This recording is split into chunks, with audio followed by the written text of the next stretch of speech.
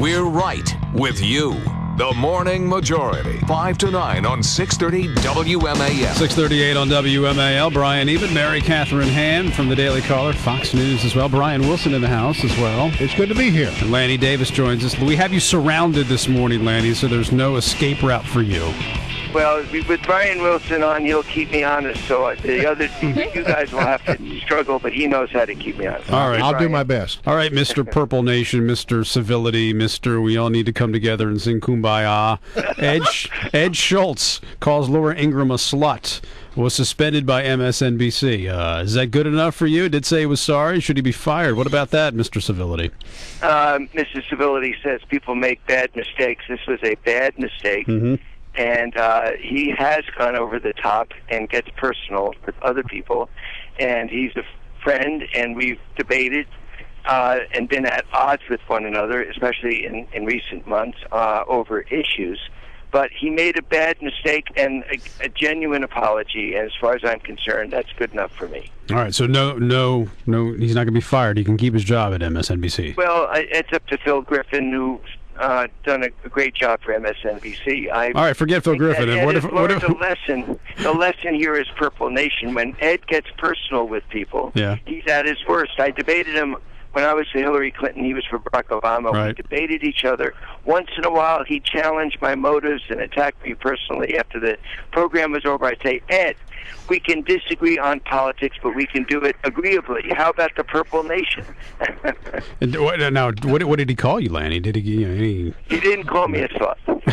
No, of course not, because we all know you're not. No, look, this is a learning experience for Ed. He can be absolutely phenomenal when he speaks to the issues. When he starts attacking people personally, I think he goes over the line. This is a great learning moment for him. He apologized. Let's move on. I don't know about the learning moment, but I agree with you that he shouldn't be fired. Well, he was just exemplifying the anchorman stereotype of 1975 from SNL. That's right. Jane, you ignorant slut. So he's only about 4 years behind. Lanny, I wanted to ask you about the President Obama's Israel speeches, plural, this week. And here's my question. It seems to me that when the president goes before AIPAC. He did it during the election when both he and Hillary spoke there, and he made a goofball comment about Jerusalem staying whole, and it seemed as if the campaign didn't know that was a controversial issue. Then we come to this speech, and he does the thing about the 67 borders. It seems that nobody thought this through. Why do they have to backtrack every single time they do this? Mary, this is a sensitivity issue. I think intellectually Barack Obama is in the right place. His heart is in the right place, but he has a missing antenna about sensitive words that for Israel are life and death symbolic words, and for Barack Obama is an intellectual issue. So he said, when I say 67 borders with land swaps, I know that doesn't mean 67 borders. But what the Israelis hear is a border that is 9 miles wide. That is, from downtown Washington to Bethesda is the 67 border of Israel. Right. So it's a missing sensitivity, Mary. He did the same thing in his Cairo speech, where he said with all good-heartedness, Israel has a heritage of being created out of the trauma of the Holocaust, or something to that effect. And that's a huge sensitivity for Jews and Israelis. No, that's historically inaccurate. Israel existed 3,000 years ago.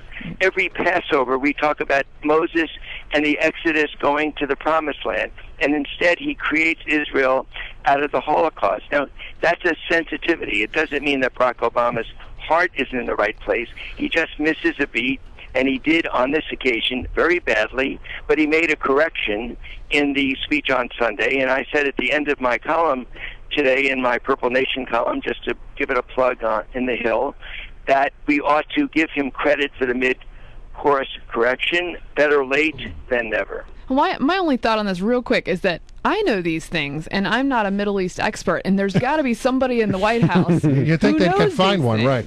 Yeah, it just amazes me. I also wrote in today's column that the New York Times wrote such an odd, different spin.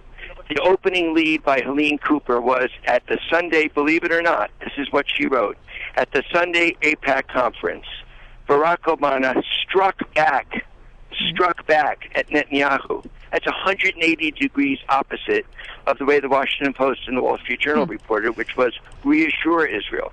So that's a reflection of somebody in the White House who had the perspective that now is the time to hammer Netanyahu. So that's a split White House that I think you're seeing, and it maybe reflects a split thinking on the part of Barack Obama that he needed to try to, at least show the Arabs and the Palestinians that he was ready to stand up to Netanyahu in certain respects. Lanny, I got to get you on New York 26. What is the lessons that we should learn from this? And do Republicans have a Medicare problem, or was it an effective use of what some Republicans have called Metascare tactics by the Democrats? Look, there's no doubt we use Metascare tactics. I think I remember the Republicans talking about death panels when it came to the health care bill. That was completely false health scare tactics. I think both parties are guilty of that, and I'm sorry that both parties do that sort of thing. That's the gotcha politics that caused me to write this type of a column.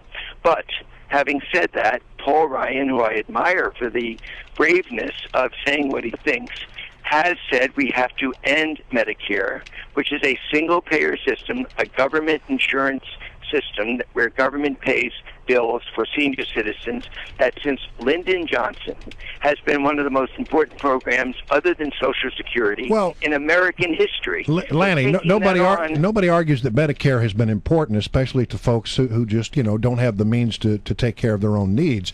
But the question becomes, how in the world can we go forward and bring our finances in this country under some kind of control to bring things somewhat back into balance if we don't tackle this incredibly expensive problem? You are absolutely correct. Democrats are not being intellectually honest. Thank you. I know I don't want to shock you that both sides play to their advantage and aren't really completely honest about it. Democrats have to explain in greater detail how we're going to save Medicare other than by privatizing it.